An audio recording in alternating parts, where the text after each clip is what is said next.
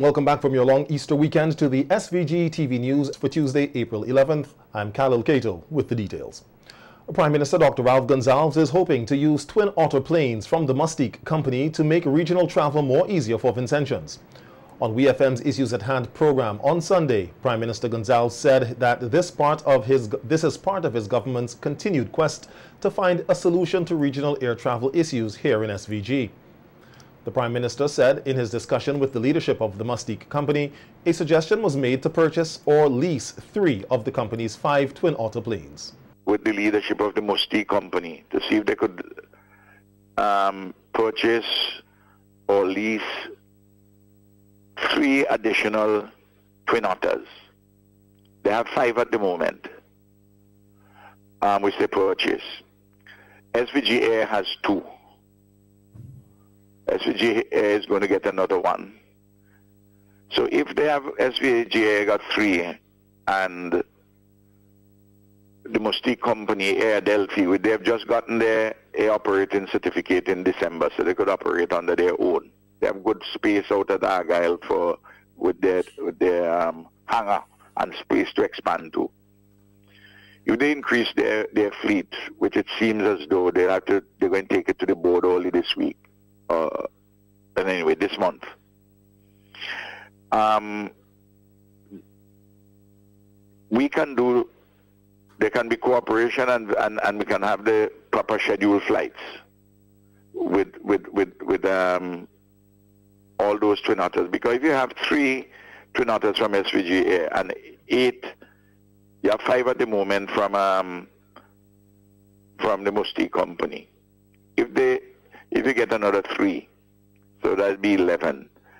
That's over, each of them is 19 seats. That's over 200 seats, you know. Prime Minister Gonsalves outlined how the twin otter planes from Mustique Airways will be able to help with regional air transport for citizens, along with support of Caribbean Airlines. The Mustique company wouldn't need more than perhaps 40 seats at their peak period for their own purposes now. If you see what I mean.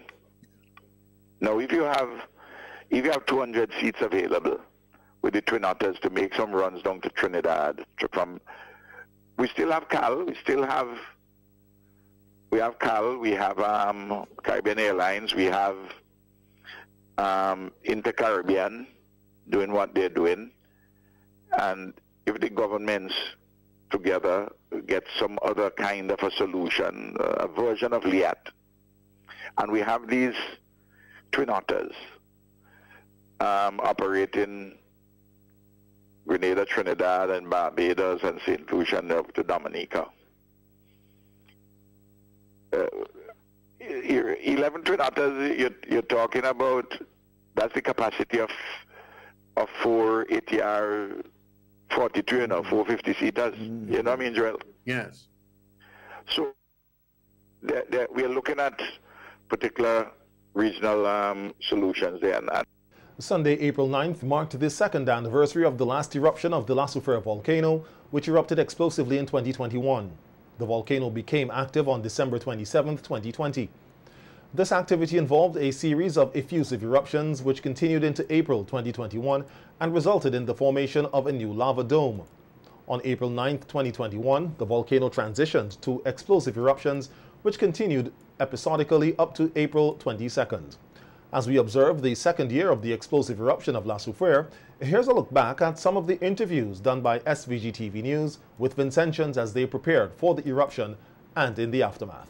76 years of age. I'll send my wife and my daughter, which they're living with me, and my grandchildren for safety. I'll stay home. When I see it, I don't know what to do. But I see everybody packing up to go. So I say, I stay in, boy. Look at what it be, I stay in. I want to see where. You see the night? Sun fall like rain. I say, wow. People them go, boy, better they go. So 1 or 2 of them stay, and some of them say they ain't going, but they end up leave. When the software blow, just dust, you can't even see the house of them. You're in the house, putting on a light is bad dust, you have to feel in the house. You go see a little bit in the house. But then outside, you can't even make out with a house, yes or no. We need water to drink. We really need water. We go to the beach to get a little water to bathe, wash up and so on, but we really need some water. Yeah, London for some breakfast this morning, so we just say now getting something to eat. Yeah, but even when you clean, you know, the fact remains that everything remains the same, because the more you clean, it's the more dust falling, ashes falling and so on, so forth. But is the dust inside the blind, inside the house? When I get damaged, my house roof is damaged, I get in good treatment. I feel like I still the home. Me is the chef. I treating everybody good. I giving them something good to eat. Oh, well, for me, I was home, but I didn't feel no way because I experienced it already. I have an experience in 1979. Oh, this one is more horrible, more ash, and everything. I was at work, right? I was surprised, honestly, because they're saying that it was not going to blow, but common sense. I was not afraid. I was just excited to see exactly what all these stories and these stuff were about. I don't like how I have eczema, so it kind of irritates my skin, so I'm not outside as often. Well, for a person who born 1979, it was my first experience of the suffering. I was a bit frightened. My daughters were frightened with a bit of tears in the eye, but then I comfort them. Meanwhile, 2 years after being severely impacted by the volcano's eruption, a study has shown that the Richmond River and other rivers in the red zone, both on the leeward and windward side of the islands, sides of the island, are coming back to life. This is according to a study on freshwater fish in St. Vincent and the Grenadines being undertaken by retired principal and science teacher John Renton. During a tour to the Richmond River last month with Renton and workers of the Forestry Department, different species of freshwater fish were observed at the river mouth, after many were destroyed by the pyroclastic flow of the volcano in April 2021. Renton told SVG-TV News that the Wally Lebu riverbed is also beginning to stabilize, as he observed algae covering the surface of the stones in the water. This is the river mouth, and we find the river mouth is a special site because they're very slightly salty. And that means you get a different kind of species of fish in this environment. We found quite a few species in there. A great diversity of fish is found in this environment. So that is an important one. It's threatened in many places with development because people like to build near the sea. There's also a bit further down there what you call a backwater, where the river carves out a little channel but the water is still. You find very many different species in that kind of environment, and those environments are disappearing. Okay? They're not going unless the riverbed had stabilized. See how when I was cutting down this channel here, it wasn't stable. From a few months after the eruption, everything was one level, and stones were tumbling down the riverbed. So no algae could have possibly go. It's gradually river coming back. And they can't come back because the larvae coming from the sea. There's always a stock of larvae at the sea to help them to colonize and get back again. Okay. So all the fish have that advantage. They can recolonize. Once there's enough larvae in the sea, they can come back. As he outlined the reason behind his study on freshwater fish, Renton said other rivers close by the Richmond River were also examined, and 10 species of fish were observed, with 5 different species of crayfish. Engaged at the moment in an inventory of the freshwater and brackish water fish of St. Vincent and the Grenadines. And we're doing that because no study has been done before to describe these properly. You can't go to any book anywhere and look up what kind of freshwater fish we have here. People who fish in the river like Shem here know the fish, but we need to record them at this point in time so that we know what we have, what we had in the future. This work for since 2003 or so as a hobby. And since I retired, I was fortunate to get funding for the project from the SVG-TV, St. Vincent Environment Fund, and support from the Forestry Division. And this project in full swing, we're on our 5th site. We're going to do 14 rivers in St. Vincent and see what we have in them. At the moment, we have found 20 species or so in 14 fish families. We have many different kinds here. Most of our fish are tied to the sea in some way, except the millionfish. That is the only one we have that can complete its life cycle in fresh water alone. So the rarest of our fish so far is the American eel, which is actually an endangered species. I caught one before some years ago, but we haven't caught any in the survey as yet. So we'll be looking for that. I think we will need to use different methodology to catch that species. Renton said different methodologies were used to catch the fishes, including dip nets and seine nets. He used the opportunity to speak on the many threats to rivers across St. Vincent and the Grenadines. All right, the river, as you can see from this site here, is under threat from many sources. We have man-made threats and we also have natural threats. You can see this river here. The hydroelectric scheme has removed a lot of water from this river and the bed is dry. So no fish can live in this section. Vinlek has done that where we need power.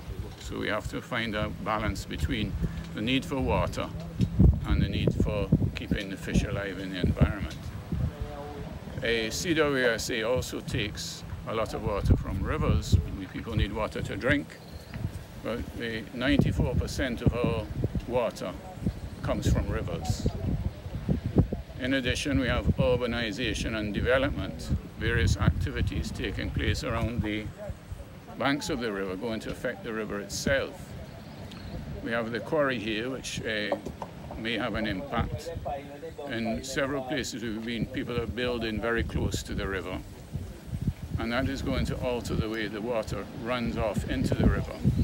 Water will run off more quickly in urban areas, so you'll get more extreme floods and more extreme droughts. You have climate change. In climate change, that would also cause more extreme flooding and more extreme droughts. And actually, studies have shown that drought is more serious to fish in the freshwater than flood. They can survive. On Thursday, April 6th, the Ministry of Health received a donation of supplies from the Republic of China on Taiwan, the ROC, through a private foundation. The items include 120 wheelchairs for adults, 25 for children, 80 walkers and 40 commode chairs, as well as 200 canes. Speaking at the handing over ceremony, Minister of Health, Wellness and the Environment, Sinclair Prince, said the donation will go a long way in assisting persons living with the effects of chronic non-communicable diseases, especially diabetes. Very grateful to the foundation. We have not only been making these collaborations with the government itself, but also with these private foundations, and we are happy for this particular variance in our relationship. I'm happy about that.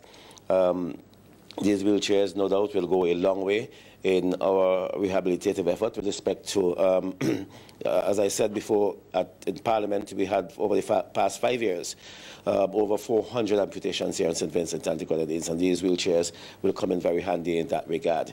And especially this year, we are putting certain emphasis on non-communicable diseases, with particular emphasis on diabetes, which you have been helping us with.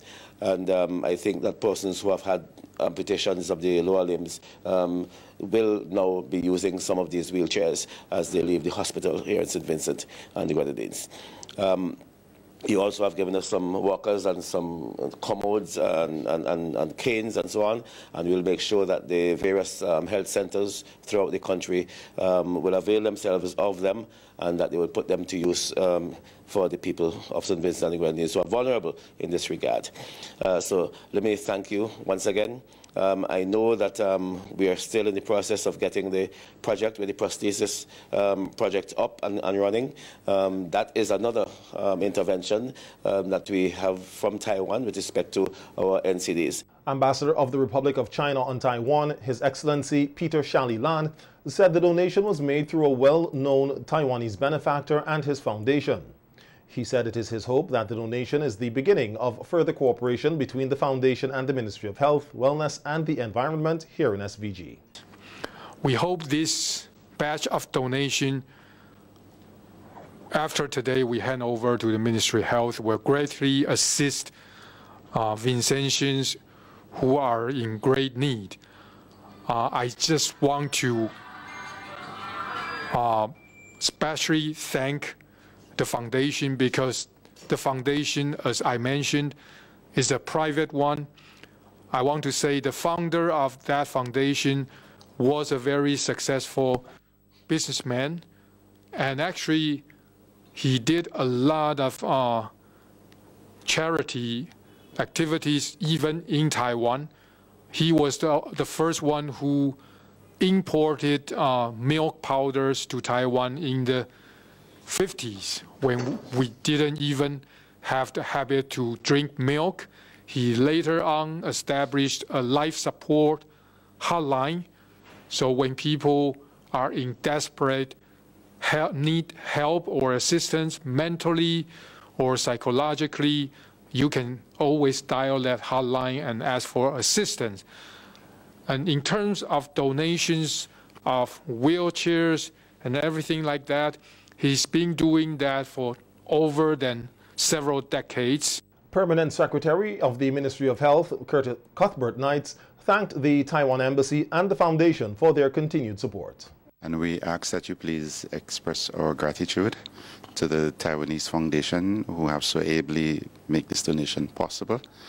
As the Minister have said, we do have in particular 2 facilities here in the Louis Bennett home, our geriatric home, and also the Mental Health Rehabilitation Center, where these equipment, the commodes, the walkers, you know, as Minister said, they will assist greatly in our rehabilitative programs. We do look forward to this continued partnership and this continued collaboration, which the people and government of Taiwan has really and truly been extending to us for quite some long time. The handing over took place at the Ministry of Health's conference room. Just 2 weeks ago, the ROC made a donation of $240,000 worth of emergency medical supplies to St. Vincent and the Grenadines. Prime Minister Dr. Ralph Gonsalves has made a promise to assist the Faith of Word Ministries project in Daphne that was launched yesterday. The project's centerpiece is a facility located within 5 minutes walk of the Gomez Methodist School next to the Faith Word Ministries Church in Daphne, which will house over 100 boys and girls who are from abusive homes, on the streets, or are in the criminal justice system and are looking for a change. Prime Minister Gonsalves, who assisted in the cutting of the ribbon of the facility, said that he would ensure that the project receives the full support from the Ministry of National Mobilization. So I'm very happy to see that this institution, there are others in the country, but there can't be too many of them. And this has to receive official support.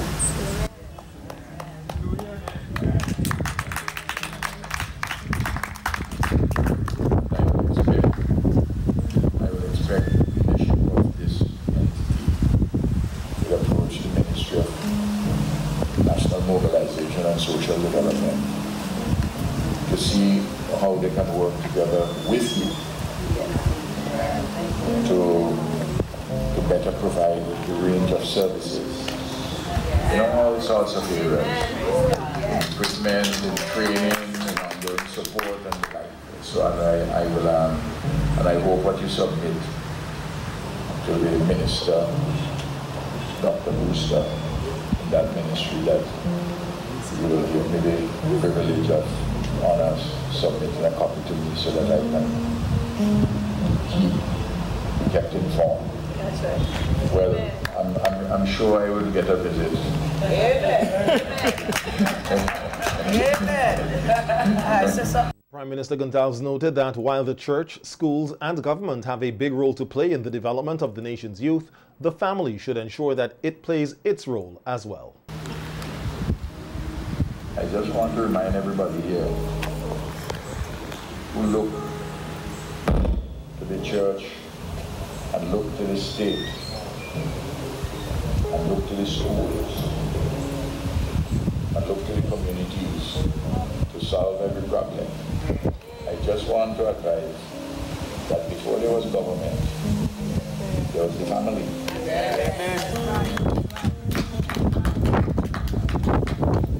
And you can't, as a mother and a father, not pay attention to the children.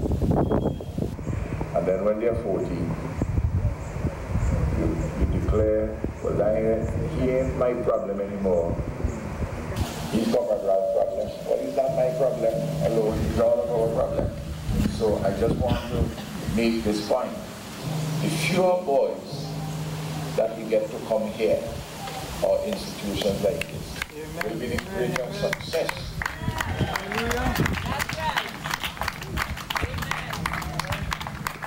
The fewer boys we can, young men, the boys who we get to come here, the fewer will be a measure that, families, we are taking better care.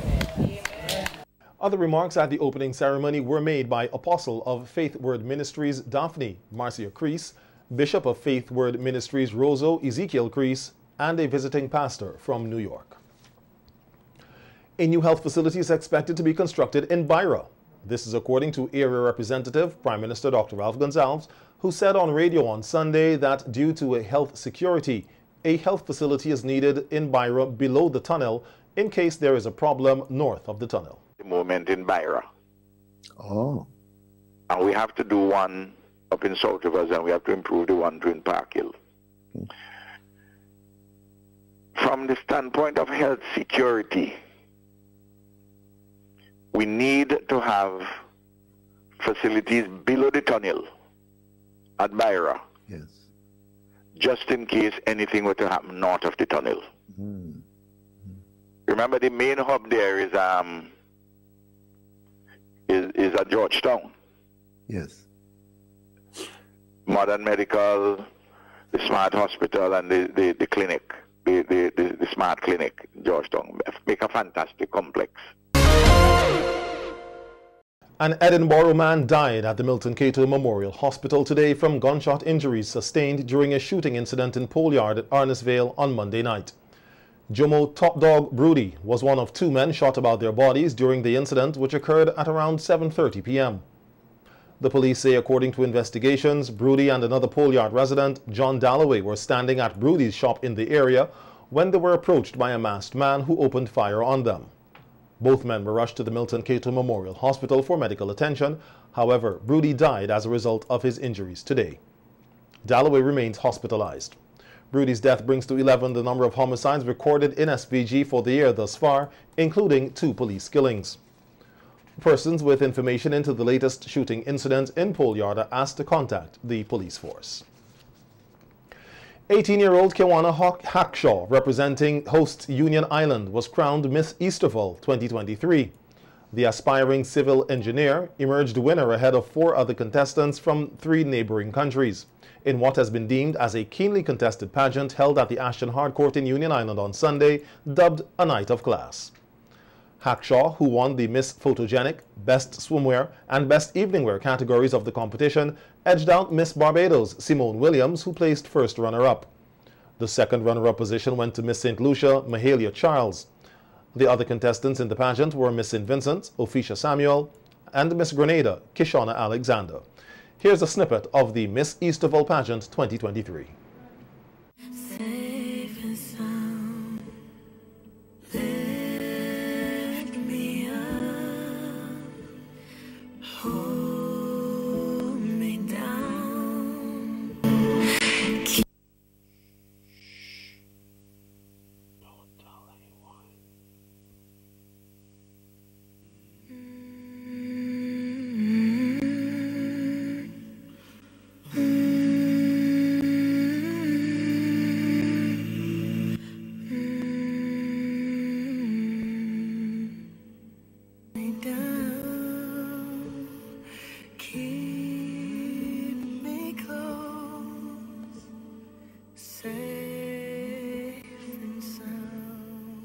The Miss Easterville pageant is held annually as part of the Easter activities on Union Island, located in the Southern Grenadines. Members of a world-renowned circus performed at the Victoria Park for 3 days over the Easter weekend. The troupe of performers with the Awesome Family came from different countries, including Mexico, Spain, Cuba, and Portugal. Patrons enjoyed illusionists, magicians, acrobats, and several other performances. Here's a snippet of one of these performances.